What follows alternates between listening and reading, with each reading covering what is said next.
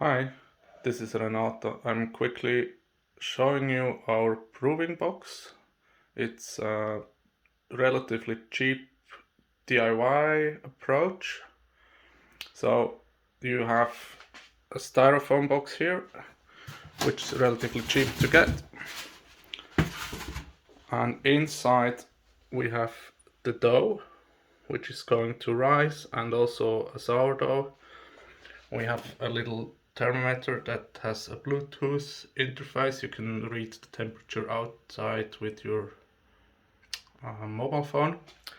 And to keep the temperature stable in here, we have a big bowl with water and a fish tank heater here.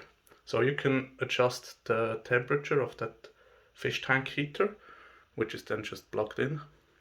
And this all together will cost you around, I guess, $40 or something.